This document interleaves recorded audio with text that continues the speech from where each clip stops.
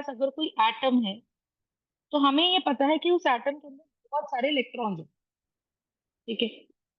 और हर electron according to the wavelength, हर इलेक्ट्रॉन कैसा है, हर इलेक्ट्रॉन एक वेव के जैसे बिहेव कर रहा है, सही बात है, कैसा नो। तो हम ये मान के चलेंगे कि अगर मेरे पास कोई इलेक्ट्रॉन एटम में है तो वो electron behaves more like a wave, ठीक है। अब वो वेव, उसकी इक्वेशन कैसी होती है, ठीक है, जो वेव होती है उसकी इक्वेशन कैसी होती है। तो हम जैसे बोलते हैं कि भाई मेरे को ये पता है कि मेरे पास अगर ये वाई एक्सिस है और मेरे पास अगर ये एक्स एक्सिस है, तो अगर मुझे पता है कि ये स्ट्रेट लाइन है, तो हमें पता है कि भाई इसकी equation y is equal to m x है, क्योंकि ये लाइन जीरो जीरो से पास करती है, यस और नो। तो अगर किसी एटम की स्पेस में, जो कि मेरा एक थ्री डी एटम है, तो थ्री डी एटम में होगा क्या कि हम कहेंगे मैम इलेक्ट्रॉन चल रहे हैं, और जो इलेक्ट्रॉन चल रहा है वो वन एस सेल में भी चल रहा है, वो टू एस में भी चल रहा है, वो टू पी में भी चल रहा है, एंड सो ऑन। तो हम ये समझे कि क्योंकि वो वन एस में भी है, टू एस में भी है, टू पी में भी है, एंड सो ऑन, तो हर इलेक्ट्रॉन की एक पर्टिकुलर इक्वेशन है, हर इलेक्ट्रॉन की अपनी एक पर्टिकुलर इक्वेशन है, समझ में आ गई। तो अगर हर एक की अपनी एक पर्टिकुलर इक्वेशन है, तो हम उस इक्वेशन को साई से डिनोट करते हैं, ठीक है। हम उस इक्वेशन को साई से डिनोट करते हैं। एक्चुअली होता क्या है क्वांटम के अंदर, कि अगर कोई वेव बनी, अगर कोई वेव बनी, कोइंसिडेंटली ये वेव साइन वेव के जैसी ही आई, ठीक है, क्यों आई मैं उस पर आऊंगी। तो बाद में पता चला कि जो इलेक्ट्रॉन से निकलने वाली वेव है, वो वेव हमारी एक साइन वेव के जैसे बिहेव करती है, ये होती है हमारी साइन वेव, अगर ट्रिग्नोमेट्री पढ़िए तो, ठीक है। तो अगर ये मेरी साइन वेव है, तो हम कहते हैं कि मेरी इलेक्ट्रॉन की वेव कुछ इस तरीके से दिखती है, और उस इलेक्ट्रॉन की वेव का ये एक एम्पलीट्यूड है। आइडियली ये एम्पलीट्यूड हमारा साई होता है, समझ में आ रही है, ये एम्पलीट्यूड हमारा साई होता है, समझ में आ रही है बात, तो बताइए, इज इट क्लियर। तो हम ये बोलते हैं कि अगर एम्पलीट्यूड की वैल्यू साई है, एम्पलीट्यूड की वैल्यू साई है, तो साई स्क्वायर क्या होता है, साई स्क्वायर होता है हमारा इंटेंसिटी, ठीक है। और इलेक्ट्रॉन की वेव के लिए साई स्क्वायर होता है प्रोबेबिलिटी, इलेक्ट्रॉन की वेव के लिए जो साई स्क्वायर होता है वो होता है प्रोबेबिलिटी। प्रोबेबिलिटी किस बात की, probability of finding an electron. तो हमें क्या किया जाता है, हमको साई का एक्सप्रेशन दे दिया जाता है, ठीक है।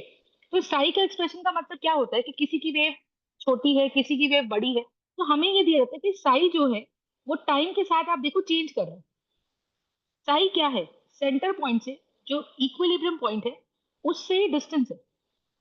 Are you understanding, are you understanding, ऐसे ये डिस्टेंस है, तो साई टाइम के साथ बदल रहा है, साई टाइम के साथ बदल रहा है, कुछ जगहों पे साई जीरो भी हो रहा है, कुछ जगहों पे साई जीरो भी हो रहा है। तो साई बेसिकली है क्या, वो एक तरह से ये डिस्टेंस है, तुम समझ रहे हो। तो जिस पॉइंट पे इलेक्ट्रॉन के मिलने की प्रोबेबिलिटी मैक्सिमम रहती है, हम कहते हैं वहां पे हमारा हमारा एम्पलीट्यूड भी मैक्सिमम हो जाता है। तो हम ये बोलते हैं कि Sai is basically nothing but this amplitude. I you understand, Sai is nothing but this amplitude. और किसी भी वेव के एम्पलीट्यूड का, यानी कि जो मैक्सिमम डिस्प्लेसमेंट होती है, जो मैक्सिमम डिस्प्लेसमेंट होती है, उस मैक्सिमम डिस्प्लेसमेंट का अगर हम स्क्वायर कर दें, तो हमको उस वेव की इंटेंसिटी मिल जाती है कि उस वेव में कितनी ताकत है, समझ रहे हो। जैसे सुनामी आती है, तो सुनामी की वेव कितनी ऊंची है, वो उतना ही ज्यादा डिस्ट्रक्टिव वेव है। तो जितनी ऊंची वेव होगी उतना ही उसका एम्पलीट्यूड होगा, जितना उसका एम्पलीट्यूड होगा उतनी ही उसमें ताकत है। और इलेक्ट्रॉन की वेव का जितना एम्पलीट्यूड मैक्सिमम होगा, ये वाला लेंथ, उतनी ज्यादा उसमें इलेक्ट्रॉन के मिलने की प्रोबेबिलिटी है। क्या मेरी ये बात समझ में आ रही है। तो हमें अगर साई मिल जाए, यानी कि हमें ये मिल जाए कि साई टाइम के साथ या डिस्टेंस के साथ साई चेंज कैसे करें। जैसे अगर मैं ऐसे बोलूं आपको कि भाई मेरे पास ये पॉइंट जीरो है, ये पॉइंट 0.1 है, ये पॉइंट 0.2 है, ये 0.3 है, तो हर पॉइंट पे साई की वैल्यू आप देखो अलग अलग आ रही है। अब अगर हर पॉइंट पे साई की वैल्यू अलग अलग आ रही है, इसका मतलब यहाँ पे साई मैक्सिमम है। इस साई मैक्सिमम का हम जब स्क्वायर करते हैं, तो हमको इलेक्ट्रॉन के मिलने की प्रोबेबिलिटी मिल जाती है, और हम कहते हैं जी यहीं पे हमारा ऑर्बिटल प्रेजेंट होता है। समझ में आ रही है तुमको। तो हमने इस तरीके से साई को डिफाइन किया। तो हम ये बोलते हैं कि साई की प्रॉपर्टी क्या है, बताओ, है ना। तो साई क्या है, हमारा साई कैसा दिखना चाहिए। तो हम ये बोलेंगे कि साई की वैल्यू सिंगल होनी चाहिए, it must be single value, दूसरा साई का प्रॉपर्टी क्या होना चाहिए, इट मस्ट बी फाइनाइट। जब इसको सॉल्व करो तो it must be a finite value, it must be a finite value, एक काउंटेबल वैल्यू आनी चाहिए। तीसरा हमारे पास क्या होना चाहिए कि it must be a continuous function, it must be a continuous function, it must be a continuous function. और दूसरा इसका जो स्लोप होना चाहिए, यानी कि D psi by d x, ये पॉजिटिव होना चाहिए, ये पॉजिटिव होना चाहिए, समझ रहे हो? इसका स्लोप जो है वो पॉजिटिव होना चाहिए। समझ में आ गई? कहाँ कहाँ पे, कहाँ कहाँ पे, एक्सेप्ट, स्लोप पॉजिटिव कहाँ मिलना चाहिए, at all position except that, except that psi equals to infinity पे और साइज इक्वल्स टू जीरो पे। मतलब साइज इंफिनिटी ना हो और साइज जीरो ना हो, मतलब ये हर जगह इसका स्लोप आपको पॉजिटिव मिलना चाहिए। वो ही हमारा एक एक्सेप्टेबल पोजीशन है, वो ही हमारा एक एक्सेप्टेबल साई का ग्राफ है। देखो ये बातें कब आई, ये बातें तब आई जब हमको ये नहीं पता था कि हमारी इलेक्ट्रॉन की वेव एक साइन की वेव जैसे दिखती है, ठीक है? तब तक हमको ये नहीं पता था। तो जब तक नहीं पता था तब तक हम ये मान के चल रहे थे। तो हम ऐसा बोलते हैं, हम ऐसा बोलते हैं कि भाई अगर हम सिंगल वैल्यूड फंक्शन की बात करें तो हम कह रहे हैं हमारा साई कैसा होना चाहिए, सिंगल वैल्यू। ये चीजें अब जब मैं सॉल्व करूंगी तब आपको समझ आएगी। It should be a continuous function, ठीक है? ठीक है, एक वैल्यू ऑफ एक्स के लिए, एक वैल्यू ऑफ एक्स के लिए साई की अलग अलग वैल्यू नहीं होनी चाहिए। उसका स्लोप पॉजिटिव आना चाहिए with regards to x. Slope positive का मतलब क्या होता है, आप समझो। स्लोप पॉजिटिव का मतलब होता है, जैसे देखो कोई ग्राफ मैंने ऐसे बनाया, ठीक है? ये कैसा ग्राफ है, ये कैसा ग्राफ है, ये एक्स है, ये वाई। वाई पे मैं साई रिप्रेजेंट कर रही हूँ और मैंने एक ग्राफ ऐसा बना दिया, मैंने एक ग्राफ कैसा बना दिया, ये आ गया, ठीक है? अब आप देखो, ये ग्राफ मेरा एक एक्सेप्टेबल ग्राफ है, ठीक है? ये मेरा एक एक्सेप्टेबल ग्राफ है। अब एक्सेप्टेबल कब तक है, बात को देखिएगा। देखने को ये ग्राफ एक्सेप्टेबल लग रहा है पर ये है नहीं, बोलो क्यों? क्योंकि अगर ये मेरे पास ये x1 है, आगे बढ़कर ही x2 आएगा। तो x2 पे ये मेरी वैल्यू है साई टू और x1 पे ये मेरी वैल्यू है साई वन। बात समझ में आई? तो अगर मैं इसका स्लोप ले लूं तो किसी भी ग्राफ पे स्लोप हम कैसे निकालते?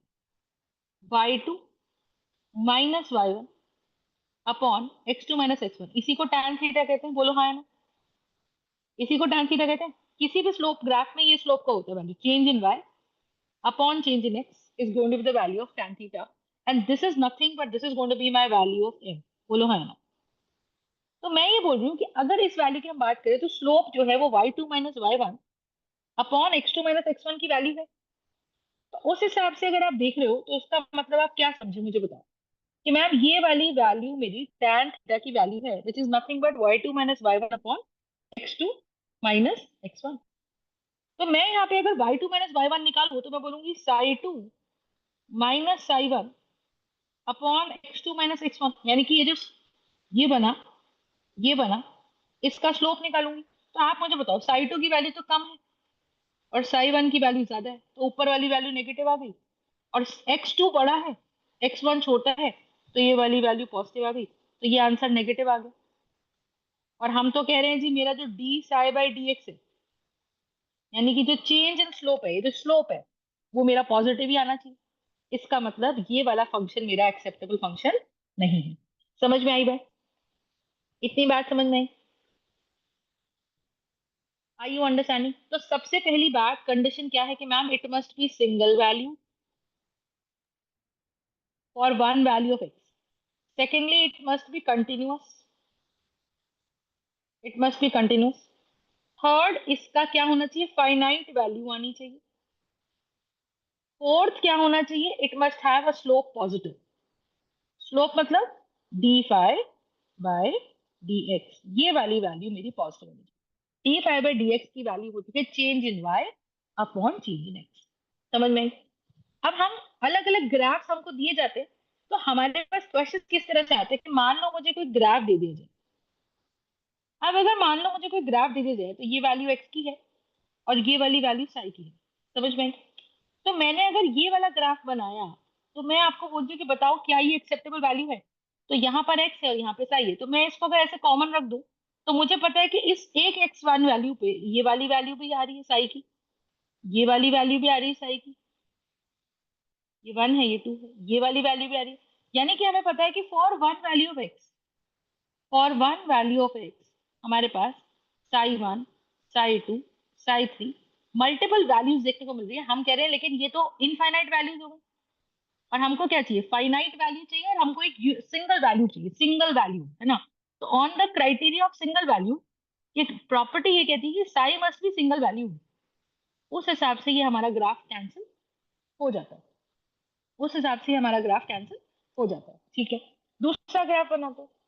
दूसरा ग्राफ अगर हम बनाते हैं तो हमारे पास अगर मान लो ये वाली वैल्यू आ गई, अगर मान लो ये वाली वैल्यू आ गई, इस तरह से ग्राफ आ गया, ऐसा ग्राफ बना दिया, बोला जी ये साई है और बोला जी ये एक्स है। अब मुझे बताओ कि भाई ये कैसा है, ये वाला ग्राफ एक्सेप्टेबल है, बताओ। तो हमें ये दिख रहा है कि अगर हाँ डिक्रीजिंग ग्राफ होता है, उसका ये वाला तो एक्सेप्टेबल है, रेड पोर्शन, सुनते जाओ, लेकिन जो ब्लैक वाला पोर्शन है वो एक्सेप्टेबल नहीं है। क्यों नहीं है, पर ये तो जॉइंट है, तो हम कह रहे हैं यहाँ पर देखो इस पॉइंट पे इट इज नॉट कंटिन्यूस, इस पे ब्रेक आ गया, it is not continuous, break आ रहा है भाई यहाँ पे। और हमको तो क्या बोला है कि एक साई की वैल्यू पे ये कंटिन्यूस लगातार बढ़ते रहना चाहिए, और बढ़ते ही रहना चाहिए, it should not keep on decreasing according to quantum. हमको ये बोला जाना चाहिए कि भाई it is continuous, it is not continuous, क्योंकि यहाँ ब्रेक आ गया। तो ये वाला ग्राफ भी मेरा फेल हो गया, तुम समझ लो, ये वाला ग्राफ भी मेरा फेल हो गया, क्योंकि बेसिकली हम साई की हेल्प से निकालने के वाले हैं। हम साई की हेल्प से सारे वो पैरामीटर्स निकालने वाले हैं जो हमने बोहर मॉडल में कैलकुलेट करे थे, यानी कि हमने एनर्जी कैलकुलेट करी थी, है ना। हम लोगों ने मोमेंटम कैलकुलेट किया था, किसका, इलेक्ट्रॉन का। हमने एनर्जी में दो तरह की कैलकुलेट करी थी, काइनेटिक एनर्जी कैलकुलेट करी थी और पोटेंशियल एनर्जी कैलकुलेट करी थी। हमने रेडियस कैलकुलेट करा था, हमने वेलोसिटी कैलकुलेट करी थी, ये सब वैल्यूज हमने कैलकुलेट करी थी। बट क्वांटम इन चीज को अलग तरीके से जस्टिफाई करता है, तो बस लिखने का तरीका बदलता है बट चीजें वही हैं। तो हम ये कह रहे हैं कि अगर इस तरह से कोई ग्राफ हमारे पास आ जाए कि साई वर्सेस एक्स का ग्राफ, इज इट एक्सेप्टेबल और नॉट, तो आप क्या बोलोगे। आप बोलोगे कि भाई ये वाला ग्राफ में यहाँ तो स्लोप बढ़ता हुआ दिख रहा है, ग्राफ कैसे बढ़ता हुआ दिख रहा है कि अगर ये x1 की वैल्यू है और ये x2 की वैल्यू है, तो x1 की वैल्यू पे ये साई 1 आ रहा है और x2 की वैल्यू पे ये साई 2 आ रहा है। तो चेंज इन कैसा आएगा मुझे बताओ, change in del y by del x, ये वाली वैल्यू कितनी आएगी, psi 2 minus psi 1 upon x2 minus x1, ऐसा नो। तो ये वाली वैल्यू मेरी कैसी है, ये वाली वैल्यू मेरी है del psi by del x, ये वाली वैल्यू तो पॉजिटिव आ रही है क्योंकि साई 2 बड़ा है और साई 1 छोटा है। आई यू अंडरस्टैंडिंग। तो हम कह रहे हैं कि ये जो गैप है मेरे पास, ये जो गैप है मेरे पास, ये गैप मेरे पास del del y by del x की वैल्यू है, तो ये तो पॉजिटिव है, तो इतना पोर्शन तो एक्सेप्टेबल है। लेकिन बीसी वाला पोर्शन एक्सेप्टेबल नहीं है क्योंकि वहां पे स्लोप नेगेटिव है, तो ओवरऑल ये स्लोप मेरा एक्सेप्टेबल नहीं है। थर्ड देखते हैं, क्वेश्चन नंबर 3 के अंदर क्या बोला जा रहा है, देखो। अब मुझे ये बोला जा रहा है कि it is single valued, it must be continuous, है ना, it must have finite values. अब देखो, अगर मैं ये ग्राफ बना दूं तो साई वर्सेस एक्स के ग्राफ में ये वाला वैल्यू, ये वाला वैल्यू और ये वाला वैल्यू आया ना, इसमें क्या है बताओ। अब बताओ, ये ग्राफ हमारा बढ़ते जा रहा है, पहली बात तो ये ग्राफ बढ़ते ही जा रहा है, बढ़ते ही जा रहा है, बढ़ते ही जा रहा है, ये सुनो। ये वाला वैल्यू हमारा घटते ही जा रहा है, घटते ही जा रहा है, घटते ही जा रहा है, ऐसा, ठीक है। तो आप ये देखो कि ये वाला फंक्शन क्या है, ये इस तरह से देखिए, यहाँ ब्रेक आ गया, इसके लिए यहाँ ब्रेक आ गया, और जहां ब्रेक आ गया तो ये कंटिन्यूस तो रहा ही नहीं। तो ये ब्रेक आने का मतलब क्या है, it is not continuous, it is not continuous. अगर ये कंटिन्यूस नहीं है इसका मतलब ये फंक्शन भी हमारा साई वर्सेस एक्स का ग्राफ करेक्ट नहीं है। ठीक है, क्यों, क्योंकि कंटिन्यूस नहीं है, सिंगल वैल्यूड है क्या, देखो किस वैल्यू, सिंगल वैल्यूड मतलब एक्स की एक वैल्यू पे ये वैल्यू भी है। ठीक है, तो सिंगल वैल्यूड तो लग रहा है, सिंगल वैल्यूड नहीं है कि दो अलग, देखो ऐसा हो सकता है कि एक वैल्यू ऑफ एक्स पे देखो एक वैल्यू ऑफ एक्स पे दो वैल्यू ऑफ साई नहीं आ सकती, लेकिन अलग अलग वैल्यूज ऑफ एक्स के लिए एक साई तो आ सकता है। ठीक है, अलग अलग वैल्यूज ऑफ एक्स के लिए ये साई तो आ सकता है। तो ये basically one two many function नहीं है, It is not a one to many function. It is not a one to many function, but it can be many to one function. ठीक है, it can be many to one function, अलग अलग values के लिए ये many to one function तो हो सकता है, but it can not be one two many function, very simple. ठीक बात है। और ऊपर से डिसकंटिन्यूअस भी, तो यहाँ तुम देख रहे हो कि मैम एक x1 वैल्यू पे ये वैल्यू आ गई, ऐसा हो सकता है कि किसी इस x2 पे भी सेम वैल्यू आ जाए साई की, बिल्कुल सही है, बिल्कुल ऐसा पॉसिबल हो सकता है। तो हम कह रहे हैं भाई ये वैल्यू सिंगल वैल्यू तो है, क्योंकि एक x की वैल्यू के लिए ये वैल्यू आ रही है, एक x की वैल्यू के लिए ये आ रही है, बिल्कुल पॉसिबल है, लेकिन ये फंक्शन हमारा डिसकंटिन्यूअस हो गया। और देखो, और देखो, क्या अगर हम इसकी बात करें क्वेश्चन नंबर 4 की, अब आप ये देखो, ये ग्राफ हमने इस तरह से बनाया, ऐसे, ऐसा। ठीक है, अब ध्यान से देखो, ये मेरा साई है, ये मेरा एक्स है। अगर इस ग्राफ को रीड करो तो यहाँ से ये एक्स की वैल्यू यहाँ 0 है, फिर 1 है, फिर 2 है, ऐसे कर रहा है। तो जैसे जैसे एक्स बढ़ रहा है, अच्छा अगर मैं मानूं कि ये मेरा सेंटर है ना, तो यहाँ पे आप देखो कि साई की वैल्यू क्या हो रही है, साई की वैल्यू इंफिनिटी हो रही है। पर आप बताओ, सेंटर ऑफ न्यूक्लियस पे कोई इलेक्ट्रॉन ही नहीं होता है ना, और कोई इलेक्ट्रॉन है ही नहीं सेंटर न्यूक्लियस के ऊपर, तो ये तो इन्फिनिटी दिखा रहा है, ये तो कह रहा है साई की वैल्यू इन्फिनिटी है, मतलब वहां वेव है। ऐसा तो बिल्कुल पॉसिबल नहीं है। इसका मतलब जब x इक्वल टू जीरो है, जब x इक्वल टू जीरो है, तब वो वहां पे साई की वैल्यू इन्फिनिटी दिखा रहा है। और हमने तो पढ़ा है कि Sai must be finite, Sai must be finite for every value of x, for every value of x के लिए हमारा साई की एक फाइनाइट, एक काउंटेबल, एक मेजरेबल वैल्यू आनी चाहिए, और ये तो फाइनाइट नहीं है, तो हेंस हमारा ये साई भी काउंट नहीं होगा। तो ये ग्राफ हमारा इसलिए गलत हो गया। सही ग्राफ क्या होता? ठीक है, सही ग्राफ क्या होता? ग्राफ इस तरह से ये आता ही नहीं। इतनी बात समझ में आई तो बताइए, कोई दिक्कत? नो तो ma'am. Basically for a given value of x हमारे पास मल्टीपल केसेस बनते हैं, ठीक है, जहां पे ये एक्सेप्टेबल वैल्यूज होती है। ठीक है, इसीलिए आप देखो, हम कभी भी मिडिल पोजीशंस लेते नहीं है, हम हमेशा वो पोजीशंस लेते हैं जहां पे साई की वैल्यू मैक्सिमम रहती है। तो जब पहली बार साई को डिफाइन किया गया, ठीक है, अच्छा करेक्ट ग्राफ क्या हो सकता है? करेक्ट ग्राफ पॉसिबली ये हो सकता है, करेक्ट ग्राफ पॉसिबली ये हो सकता है, बोलो क्यों? साई वर्सेस एक्स, क्यों भाई? देखो, एट एक्स की वैल्यू पे ये 0 है, साई 0 हो सकता है, ये कांस्टेंट हो गया, तो किसी भी वैल्यू पे ये बहुत वैल्यू इनफाइनाइट है नहीं, फाइनाइट है, कंसिस्टेंटली बढ़ता जा रहा है, तो कंटिन्यूस है ना, और इसका स्लोप हर जगह पॉजिटिव है, तो इस तरीके का ग्राफ हमारा साई वर्सेस एक्स का पॉसिबल ग्राफ है। इतनी बात समझ में आई? तो सबसे पहले हमको ये बोला जा रहा है कि भाई साई क्या है, साई एक वेव फंक्शन है। वेव फंक्शन हम अगर समझे, तो हम ये क्यों पढ़ रहे हैं? हम ये पढ़ रहे हैं कि भाई अगर हम ये बोले कि मेरे पास दो एटम्स हैं और दो एटम्स ओवरलैप करें, तो ओवरलैप रीजन में दो इलेक्ट्रॉन्स हैं, तो हर इलेक्ट्रॉन की अपनी अपनी वेव आई। अब जब वो वेव आई, तो उस वेव ने ओवरलैप किया, तो भाई वो वेव कैसी दिखती है? हमने बहुत डिटेल में जब सर्च करा, तो हमने उसके बारे में क्या क्या बोला, हमने कहा भाई उसका जो एम्पलीट्यूड है, जो समय के साथ या डिस्टेंस के साथ चेंज होता है, तो वो साई हमारा ये चेंजेबल वैल्यू है, और हर वैल्यू ऑफ एक्स पे साई की एक स्टैंडर्ड वैल्यू होनी चाहिए, एक स्टैंडर्ड वैल्यू होनी चाहिए, ऐसा। तो psi is changing with time, no doubt, लेकिन लेकिन हमें प्रोबेबिलिटी कौन सा साई देगा? क्या सारे साई प्रोबेबिलिटी देंगे? हाँ, बट कौन सा साई मेरे लिए काम का है? मेरे लिए वो साई काम का है जहां पे इसकी वैल्यू मैक्सिमम है, क्योंकि वो मुझे बताता है उसके मैक्सिमम प्रोबेबिलिटी कि इलेक्ट्रॉन जिस एरिया में मिलेगा उसके मिलने की प्रोबेबिलिटी। तो माय पॉइंट इज कि अब हमको अगर क्वेश्चन में साई दे दिया जाए, ठीक है, साई का एक्सप्रेशन दे दिया जाए, तो हम उस साई के एक्सप्रेशन से क्या क्या निकाल सकते हैं? क्या हम उससे मोमेंटम निकाल सकते हैं? क्या हम उससे एनर्जी निकाल सकते हैं? वो सब। तो पहला एक बेसिक क्वेश्चन आता है, आपको चार पांच ग्राफ्स बना के देंगे और बोलेंगे कि बताओ which of the following is an acceptable solution to psi, ठीक है, which of the following is an acceptable solution to psi. तो हम उसको कैसे सॉल्व करेंगे? तो पहले अपने को ये चीज समझ में आनी चाहिए।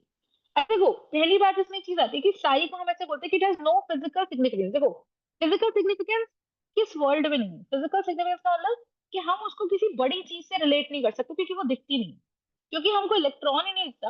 और हम कह रहे हैं जी वो इलेक्ट्रॉन की वेव का एम्पलीट्यूड है, तो हमको जब इलेक्ट्रॉन ही नहीं दिख रहा, तो हम ऐसा कैसे? फिजिकल सिग्निफिकेंस का मतलब कैसे? जैसे मैं बोलती हूँ कि जरीन खान कटरीना कैफ जैसी, तुम समझ रहे हो? तो हमने उसको किसी से रिलेट कर दिया कि वो इसके जैसा दिखता है, बट हम कह रहे इलेक्ट्रॉन ही नहीं दिखता। तो हम इसको रियल लाइफ में, मैक्रोस्कोपिक वर्ल्ड में हम इसको किसी से रिलेट नहीं कर सकते। फिजिकल सिग्निफिकेंस का मतलब ये है, ठीक है।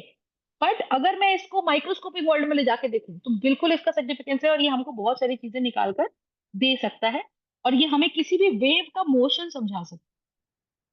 क्या मेरी बात समझ में आ रही है? क्या मेरी बात समझ में आ रही है?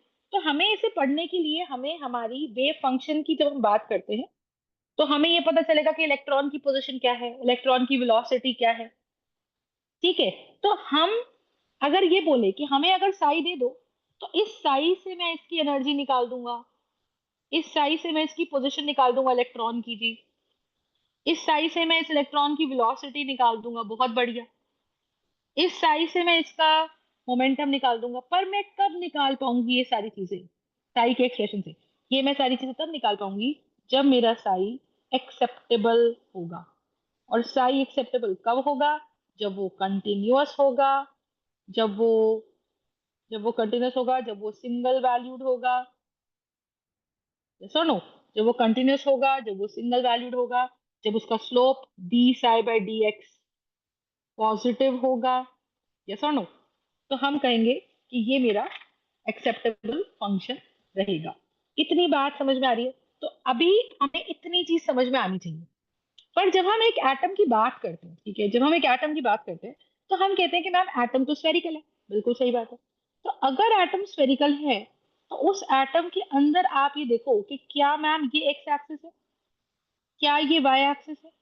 और अगर हम 3D में देखें तो हम बोलेंगे कि मैम ये इस तरह से करके कुछ जेड एक्सिस भी है। तो अगर मैं ये सेंटर की बात करूं तो मैं क्या बोलूंगी यहाँ पे, मुझे बताओ। कि अगर मैं ये सेंटर की बात करूं तो मैं यहाँ पे क्या बोलूंगी कि I have an x axis, I have a y axis and I also have a z axis. ये सुनो, तो माय पॉइंट इज कि यहाँ पे क्या क्या बदल रहा है आप समझो। तो ऑब्जर्वेबल एक वर्ड आता है which is called as observable. Observable का मतलब क्या होता है? कि मैम हम क्या क्या चीजें ऑब्जर्व कर रहे हैं, हम ऑब्जर्व कर रहे हैं उसकी पोजीशन। तो पोजीशन ऑब्जर्व करने के लिए मेरे ऑब्जर्वेबल क्या है? जैसे हम मैथ्स में बोलते हैं वेरिएबल, है ना, ऐसे क्वांटम में बोलते हैं पोजीशन या ऑब्जर्वेबल। तो variable is nothing but observable, ठीक है। तो पोजीशन क्या है? एक्स हो सकती है, वाई हो सकती है, और जेड हो सकती है। ऐसा नो? तो हम चेंज इन पोजीशन निकाल सकते हैं। तो जिस भी चीज के अंदर हम चेंज निकालेंगे, जो भी चीज हम कैलकुलेट करेंगे, जो भी मेरा क्वांटम में वेरिएबल रहेगा, उसको क्वांटम की भाषा में बोलते हैं ऑब्जर्वेबल। हम ऐसे मोमेंटम निकालते हैं। मोमेंटम को हम डिनोट किससे करते हैं? तो हम चाहे तो मोमेंटम अलोंग एक्स एक्सिस निकाल दें, हम चाहे तो मोमेंटम अलोंग वाई एक्सिस निकाल दें, और हम चाहे तो मोमेंटम अलोंग जेड एक्सिस भी निकाल दें, ठीक है। अब पॉइंट क्या है? तो ऐसे ही हम चाहे तो काइनेटिक एनर्जी निकाल दें, हम चाहे तो पोटेंशियल एनर्जी निकाल दें, हम चाहे तो टोटल एनर्जी निकाल दें। क्वांटम की भाषा में टोटल एनर्जी को ही हैमिल्टोनियन कहा जाता है, ठीक है। तो जब आप किसी पे हैमिल्टोनियन लगाते हो तो आप बोलते हो कि इस फंक्शन से टोटल एनर्जी निकालो। समझ रहे हो? आप हैमिल्टोनियन जो वर्ड होता है, हैमिल्टोनियन वर्ड का मतलब ही होता है टोटल एनर्जी। तो आपको ये चीज समझ आनी चाहिए कि एटम कैसा है, एक 3D स्फीयर है। क्योंकि एटम एक 3D स्फीयर है, तो उसमें हम ऑब्जर्वेबल निकालते हैं एक्स वाई जेड, ठीक है, पोजिशंस निकालते हैं p x p y p z. अब हमें बस इतना याद रखना है कि क्वांटम काइनेटिक एनर्जी को डिफाइन कैसे करता है। बहुत ही सिंपल सी बात है, धीरे धीरे बढ़ते हैं आगे, ठीक है। क्या इतनी बात सबको समझ में आ गई? तो बताइए, is this point clear up till now? Is it clear? ठीक है। अब देखो, अब हम यहाँ पे क्या कह रहे हैं? अब हम यहाँ पे ये कह रहे हैं कि मान लो मुझे कोई फंक्शन दे दिया जाए, जैसे मुझे बोला गया कि भाई फंक्शन एफ एक्स है, फंक्शन बोला गया कि फंक्शन एफ एक्स है, और वो फंक्शन की वैल्यू है एक्स स्क्वायर। अब मैं क्या कर रही हूँ? मैं इसके ऊपर कई कई फंक्शन ऑपरेटर लगा सकती हूँ। ये मेरा फंक्शन है, ठीक है। फंक्शन का मतलब f x is equal to x square, मतलब y is equal to x square. मैंने आपको बार बार बोला है कि वाई कुछ नहीं है, एफ एक्स ही होता है। ऐसा कि भाई ऐसा वैल्यू जो एक्स पे डिपेंड कर दे। एक्स क्या है यहाँ पर? एक्स है इनपुट, और जो एक्स स्क्वायर निकल के आ रहा है वो वैल्यू हो गई मेरी आउटपुट। तो आउटपुट इज वाई। तो एफ एक्स क्या है कि एक्स इनपुट डाला तो एफ एक्स आउटपुट आया, है ना, ऐसा। जैसे फॉर एग्जाम्पल मुझे बोला गया y is equal to x square, तो मैं अगर इसको ध्यान से देखूं तो मैं इसका ग्राफ जब बनाती हूँ, तो मैं इसका जब ग्राफ बनाऊंगी, फॉर दैट मैटर ग्राफ नहीं भी बनाती, तो मैं इससे एक बेसिक सा डिफरेंशिएशन ऑपरेटर लगा सकती हूँ। ध्यान सुनिएगा, डिफरेंशिएशन ऑपरेटर लगा सकती हूँ, ये सुनो। तो व्हेन आई से डिफरेंशिएशन ऑपरेटर, इसका मतलब क्या है? डिफरेंशिएशन ऑपरेटर का बेसिक मतलब ये है कि मैम अगर मेरे पास फंक्शन एफ एक्स है इज एक्स स्क्वायर, तो मैं इसको लिखूंगी d by d x of y. Y मतलब एफ एक्स को ही हम वाई कह रहे हैं, तो वो मेरे पास आएगा D by d x of x square. और हमने तो डेफिनेशन रट रखी है कि अगर कोई ऐसा फंक्शन आ जाए जिसमें एक्स की पावर एन है, तो उसका डिफरेंशिएशन एन आगे और एक्स की पावर एन माइनस वन आ जाता है। बोलो हाँ है ना? तो उस हिसाब से यहाँ पे टू आगे। तो हमने ये जो डेफिनेशन याद करी, ये किसकी डेफिनेशन है? ये जो आंसर रहता है इसको बोलते हैं डेफिनेशन। किसकी definition? D by d x की definition. D by d x की डेफिनेशन ये कहती है कि अगर उसमें कोई ऐसा इनपुट डालोगे जिसमें एक्स की पावर कोई कांस्टेंट है, कोई नंबर है, कोई भी नंबर, फ्रैक्शनल, डेसिमल, कुछ भी, तो आपने क्या करना है, उसमें एन को आगे लाना है और एक्स की पावर एन माइनस वन कर देनी है। तो हमने उस हिसाब से इसका आंसर निकाला कि टू को आगे ले आओ और एक्स की पावर टू माइनस वन कर दो, तो ये टू एक्स बन जाएगा कि नहीं बन जाएगा बताओ? So this is going to be equals to 2x. Are you understanding my point? Are you understanding? तो इसका मतलब क्या है कि भाई मैं पहली बात तो हमें ये समझ में आना चाहिए कि कोई भी ऑपरेटर जो होता है, ठीक है, कोई भी ऑपरेटर वो लेफ्ट टू राइट लगता है। तो क्वांटम में चाहे मैथ्स में, ठीक है, कोई भी ऑपरेटर जो होता है वो हमारा लेफ्ट टू राइट लगता है। बात समझ में आ गई? अगर कोई भी ऑपरेटर हमारा लेफ्ट टू राइट लगता है, तो लेफ्ट टू राइट लगता है, तो कभी भी आप इसको ऐसे नहीं लिखोगे x square D by d x, ये तो गलत हो जाएगा। ये तो गलत हो जाएगा। तो हम क्या लिखेंगे? डी बाई डी एक्स किसका करना है? ऑपरेटर के अंदर इनपुट डालते हैं जो कि उसके राइट में लिखते हैं, और फिर हम उस ऑपरेटर की डेफिनेशन लगा देते हैं उसके अंदर जो भी हमने इनपुट डाला है। आई यू अंडरस्टैंडिंग? तो ऑपरेटर क्या है? ऑपरेटर क्या है? जैसे फॉर एग्जाम्पल मैंने क्या करा, मैंने कहा कि भाई मेरे पास कोई है, एफ एक्स की वैल्यू है, एफ एक्स की वैल्यू है एक्स क्यूब। तो आप ये चीज समझ गए कि मेरा ये फंक्शन है जिसमें मैं x की वैल्यू इनपुट करती जाऊंगी, x इसमें डालूंगी तो आंसर निकल के x क्यूब आएगा, x वन डालूंगी तो आंसर निकल के वन क्यूब आएगा, x की वैल्यू टू डालूंगी तो आंसर निकल के टू क्यूब आएगा। तो मैं इसके अंदर वैल्यूज इनपुट कर रही हूँ x के अंदर, और आंसर निकल निकल के आ रहा है। तो ये मेरा फंक्शन है। अब मैंने इस फंक्शन का ऑपरेटर लगाया, चलिए। तो ऑपरेटर क्या लगाया? मैंने कहा मैम देखो ऐसा कर सकते हैं, हम D by d x operator लगा सकते हैं। इस ऑपरेटर का नाम है डिफरेंशिएशन ऑपरेटर, और वो हम हमेशा राइट में लिखते हैं। देखो ये छोटी छोटी बात है, तुमको शायद पता भी हो। और ये मैं क्यों बता रही हूँ, क्योंकि जब मैं आगे कॉम्प्लेक्स ऑपरेटर्स लगाऊंगी, तो ये छोटी बातें आपको समझ जाएंगे कि उसमें जो सिर्फ रिप्रेजेंटेशन बदल रही है, काम हम वही कर रहे हैं मैथ्स वाला।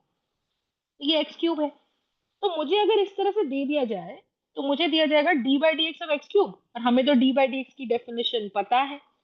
क्या है डी बाई डी एक्स की डेफिनेशन? ऑफ एक्स की पावर है कि एन को आगे ले आओ, एक्स की पावर एन माइनस वन कर दो, तो ये थ्री आगे आ जाएगा और एक्स की पावर स्क्वायर आ जाएगा। तो मेरा आंसर कितना आ जाएगा? थ्री एक्स स्क्वायर आ जाएगा। बोलो हाँ है ना? तो क्वांटम ने एक और डेफिनेशन दी। उन्होंने बोला कि आप एक ऑपरेटर को कई बार लगा सकते हो, कई बार। जैसे उन्होंने बोला आप लिख सकते हो डी बाई डी एक्स का होल स्क्वायर और एक्स क्यूब लगा सकते हो, ऐसा कर सकते हो। इसका मतलब क्या? कि D by d x into d by d x, और बिल्कुल उसके राइट में लिख दो एक्स क्यूब। इसका मतलब ये कि पहले आप एक बार ऑपरेटर लगाओ, फिर जो डी बाई डी एक्स जो बाहर बच गया उसको अंदर सॉल्व कर दो इसको, तो इसका आंसर थ्री आ गया, और थ्री की पावर एक कम। ये डिफरेंशिएशन में सीखा है हम लोगों ने। तो जो मेरा आंसर आ गया थ्री एक्स स्क्वायर, तो ऑपरेटर कहता है जी आपने एक बार लगा दिया ऑपरेटर। अब आप क्या कर सकते हो, जो दूसरा ऑपरेटर था उसको फिर इस पे लगा दो डेफिनेशन। तो फिर से क्या है, थ्री को तो कांस्टेंट को तो बाहर निकाल दो, d by d x of x square बच गया हमारा। तो हम इस पर फिर से ऑपरेशन लगा रहे, तो थ्री बाहर था, टू आगे, एक्स की पावर टू माइनस वन। तो मेरा आंसर सॉल्व करके आ गया six into three times two, six into one, x की पावर वन।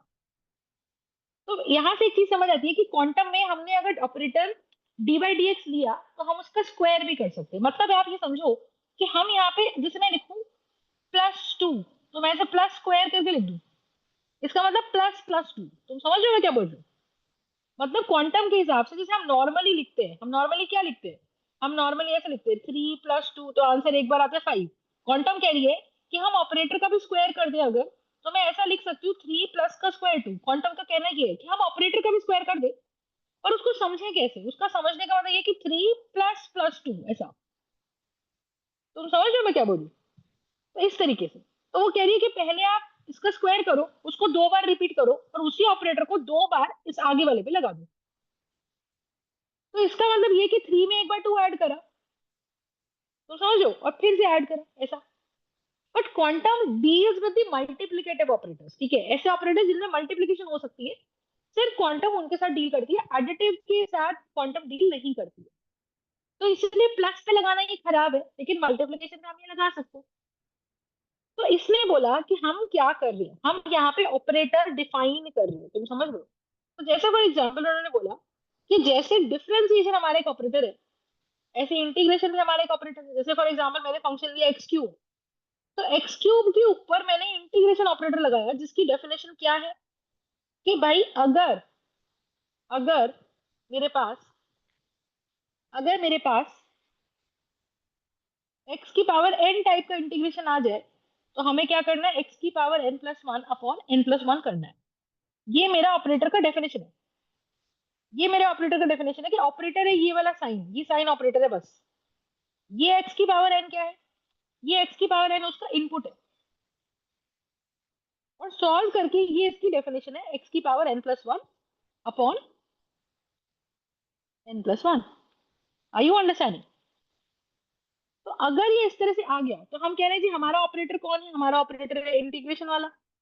इनपुट क्या डाला हमने उसमें, एक्स क्यूब, और डेफिनेशन क्या लगाई कि ये एन है, तो ये आ जाएगा एक्स की पावर 3 + 1 अपॉन अपॉन 3 + 1। तो ये मेरा आ जाएगा एक्स की पावर 4/4 + c। ये मेरा डेफिनेशन के हिसाब से आंसर आ जाएगा। हम पांडे, इज इट क्लियर? तो क्वांटम कह रहा है कि यस यार मैम। हमने इस ऑपरेटर को रिप्रेजेंट कैसे किया। अच्छा, इसमें अगर मैं बोलूं तो एक्स क्या है, मेरा एक्स मेरा वेरिएबल नहीं कहेंगे, एक्स को हम बोलेंगे मेरा ऑब्जर्वेबल। क्या बोलेंगे? एक्स को बोलेंगे हम लोग अपना ऑब्जर्वेबल। तो हम बात करूं तो मैं ये बोलूंगी कि भाई मेरा जो ऑपरेटर है उसको हम क्वांटम में रिप्रेजेंट करते हैं ए कैप की फॉर्म में। ए कैप, ठीक है। तो अगर मैंने ऐसे लिख दिया ए कैप स्क्वायर, इसका मतलब कि कुछ भी फंक्शन है अगर मेरा, तो उस फंक्शन के ऊपर मैं ए कैप एक बार लगा रही हूँ, फिर ए कैप लगा रही हूँ, और फिर मेरे उस वैल्यू आ जाएगी। जैसे मान लो यहाँ पे एक्स स्क्वायर आ गया, तो यहाँ मेरे पास एक्स स्क्वायर वैल्यू आ जाएगी इस तरीके से। आई यू अंडरस्टैंडिंग माई पॉइंट?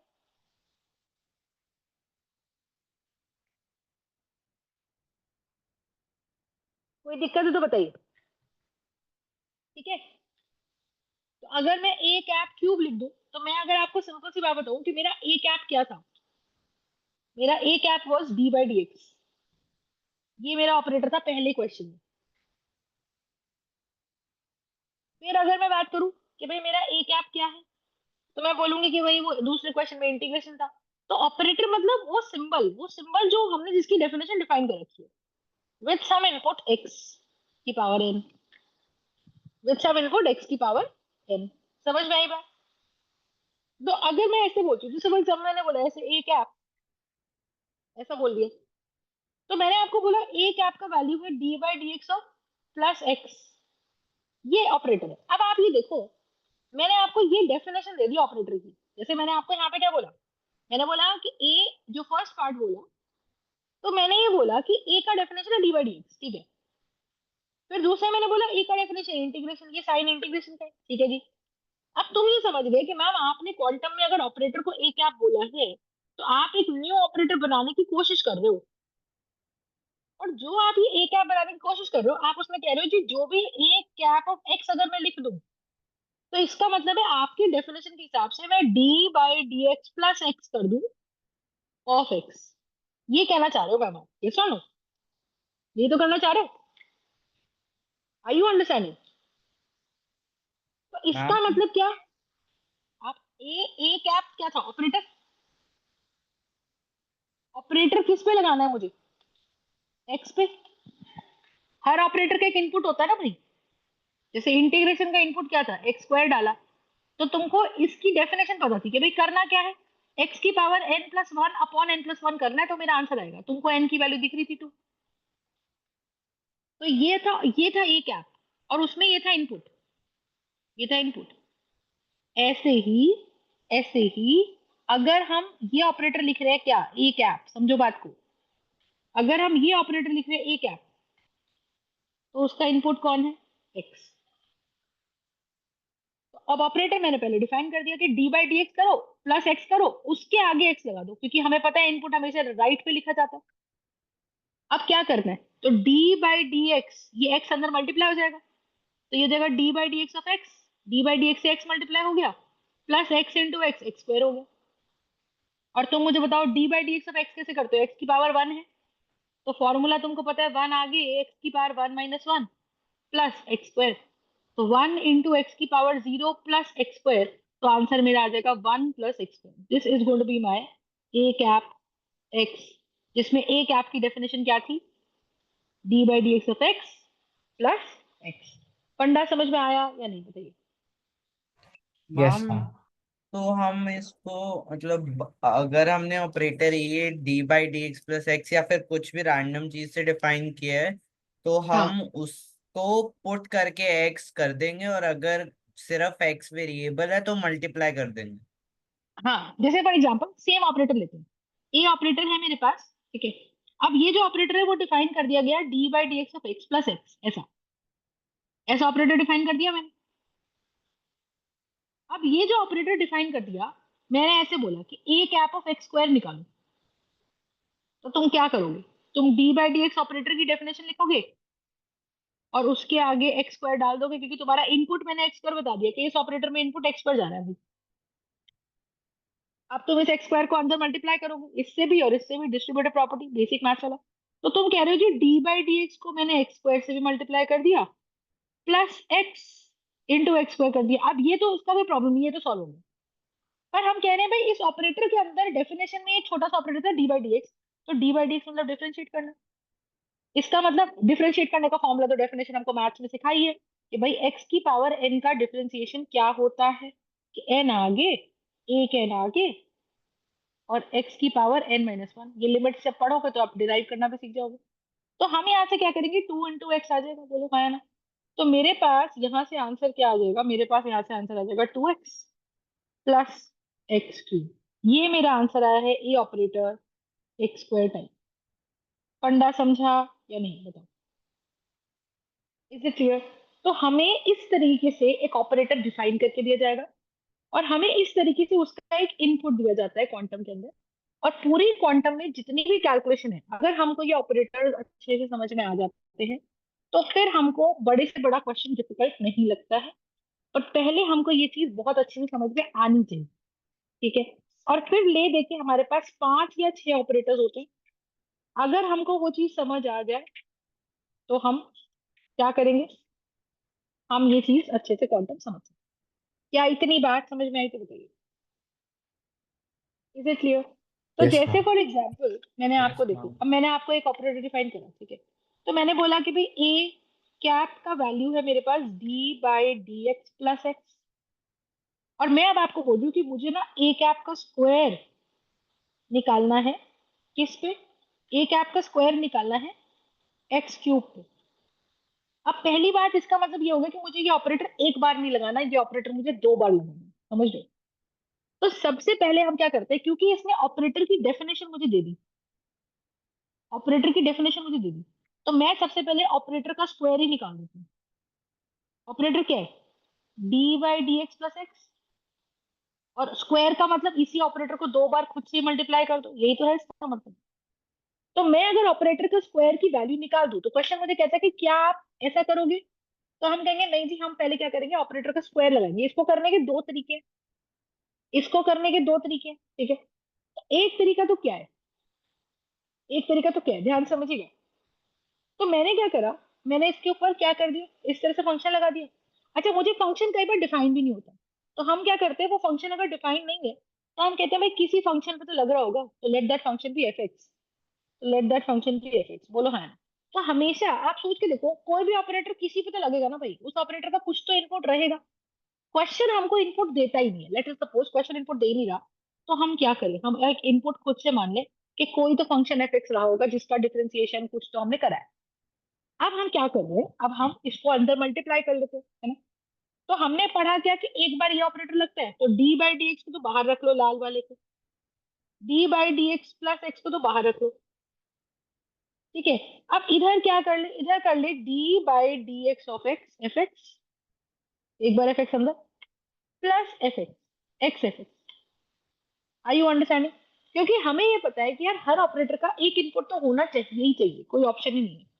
अब देखो, अब हमने ये कर लिया, अब हमें डी बाई डी एक्स करना नहीं है, ध्यान समझिए। अब हम इसे अंदर मल्टीप्लाई करेंगे, D by d x of D by d x f x, एक बार ये इसके साथ, ये एक बार इसके साथ, और ये एक बार इसके साथ। तो मेरा आंसर क्या बन के निकलेगा, D by d x into this, तो ये बनेगा d by d x into d by d x of f x, बोलो हाँ है ना, प्लस फिर बनेगा डी बाई डी एक्स लाल वाला of x into f x. अब आप देखो x भी वेरिएबल है, एफ एक्स भी वेरिएबल है, तो ये दो वेरिएबल्स का प्रोडक्ट हो गया, तो प्रोडक्ट रूल लग सकता है इसके अंदर, पढ़ा है ना प्रोडक्ट रूल। Plus Yes. फिर क्या आ जाएगा, x into d by d x of f x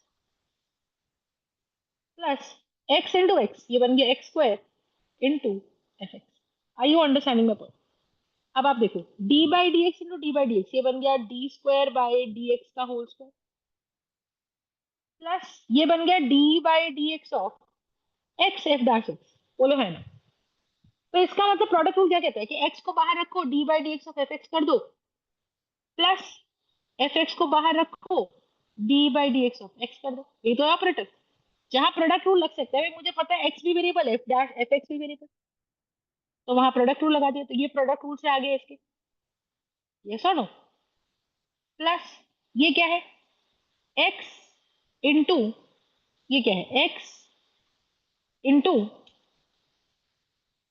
d by d x of f x plus x square f x. अब आप देखो d by d x of x तो one हो गया, तो यहां मेरे पास बन गया d square by d x square of f x plus x d by d x of f x d by d x, तो ये बन गया two x d by d x of f x, ये add हो गया, ये सुनो। और प्लस साथ में मेरे पास बच गया x square f x plus f x square f x, और ये वाला एफ एक्स। अब आप इसमें देखो, आप इसमें से एफ एक्स बाहर निकाल दोगे, जब आप इसमें से एफ एक्स बाहर निकाल दोगे तो क्या बचेगा आपके पास, d square by d x को plus two x d by d x plus x square plus one. बात समझ में आई? इसका मतलब जो भी मेरा इनपुट है वो इनपुट तो बाहर निकाल दिया, तो ये जो ऑपरेटर बन के निकला, ये ऑपरेटर मेरा ए का स्क्वायर कहलाया जाएगा, ए ऑपरेटर का स्क्वायर कहलाया जाएगा। अब लॉजिकली अगर देखा जाए तो तुमको ऐसा लग रहा होगा कि मैम ये तो ए प्लस बी के होल स्क्वायर जैसा कर देते, a square plus b square plus two a b, तो तुमको ए स्क्वायर भी दिख गया, तुमको बी स्क्वायर भी दिख गया, टू ए बी भी दिख गया, पर एक एक्स्ट्रा टर्म आ गई। इसका मतलब ये है कि मैथ्स वाला जो थ्योरी है वो ऑपरेटर के स्क्वायर पे नहीं लगता है, वो हमको अलग से करके ही देखना पड़ता है। क्या मेरी ये बात समझ में आ रही है तो बताइए। तो ऑपरेटर का स्क्वायर करना केमिस्ट्री में और या क्वांटम में वो हमें अलग से करना आना चाहिए। I hope the concept is clear. Yes, ठीक है, ma'am. इतनी बात समझ में आ गई। अच्छा, एक लास्ट क्वेश्चन और करते फिर वाइंड अप करते हैं क्लास को। अब देखो, अब जैसे मान लो मुझे इन्होंने बोला, मान लो इन्होंने मुझे बोला कि भाई एक ऑपरेटर मेरे पास है d by d x plus x, और मान लो इन्होंने मुझे बोला कि बी ऑपरेटर मेरे पास है which is D by d x minus x. तो कहता है जी बताओ ए ऑपरेटर इंटू बी ऑपरेटर की वैल्यू बता दो क्या होगी। मैंने कहा भाई कोई भी ऑपरेटर किसी भी इनपुट पे तो लगेगा, मुझसे बोल रहा है कि ये बताओ क्या है। अब नॉर्मली बच्चा ये सोचता है कि मैम ये तो a plus B into A minus B type identity लग रही है, मल्टीप्लाई कर दो। पर क्योंकि ये ए और बी अलग अलग ऑपरेटर है, तो इन ऑपरेटर पे हमारा रेगुलर मैथ नहीं लगता है, इनका तरीका करने का थोड़ा सा अलग होता है। ठीक है, तो क्या तरीका है इनका करने का, तो हम कहते हैं जी कोई इनपुट मान लो, मैंने कहा कोई तो इनपुट रहेगा, let the input be f x, let the input be f x. तो इसका मतलब ए ऑपरेटर लगा, फिर उसका मल्टीप्लिकेशन बी ऑपरेटर से हुआ और वो इनपुट लग गया एफ एक्स पे। तो इसका मतलब लेट माई इनपुट, तो इसको लिख लो जरा, तो मेरा क्या बनेगा, d by d x plus x, ये ऑपरेटर ए है। फिर है मेरा क्या, D by d x of minus x, ये ऑपरेटर मेरा बी है, और ये वाली वैल्यू मेरी एफ एक्स की है। तो अगर मैंने मल्टीप्लाई कर दूं तो मुझे क्या मिलेगा बताओ कि भाई मैम मेरे पास ये वाली वैल्यू क्या है, this is D by d x plus x, और ये वाली वैल्यू मेरी क्या है, d by d x into f x minus x f x. अब ये अंदर मल्टीप्लाई होगा तो ये कैसे होगा बताओ, डी बाई डी एक्स दोनों से कर दो तो d by d x into d by d x of f x minus d by d x of x f x plus x को भी अंदर मल्टीप्लाई कर दो x into d by d x of f x, yes और no, minus x square of f x. अब आप एक चीज क्या देखोगे, आप इसको सॉल्व करो तो ये अंदर क्या बन गया, ये बन गया डी बाई डी एक्स, दो बार मल्टीप्लाई हो रहा है, तो स्क्वायर एफ एक्स यहाँ बन गया, यहाँ लगा देंगे एक्स भी वेरिएबल एफ एक्स भी वेरिएबल, तो यहाँ एक्स को बाहर रखो, डी बाई डी एक्स क्या करेंगे एफ एक्स का,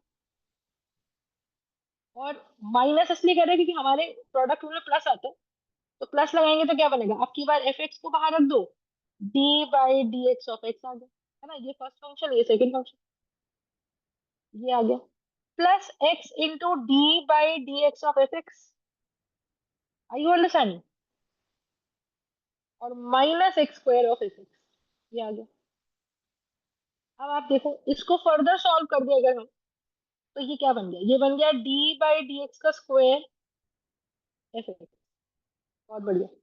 इसका साइन ओपन कर दे ब्रैकेट में, ये साइन ओपन कर देते, तो ये साइन ओपन करने से माइनस हो जाएगा, आप देखो जरा d by d x of x तो 1 हो गया, x d x by f x, x d by ये कैंसिल हो गया, तो ये बच गया -1 times f x minus x square f x, are you understanding.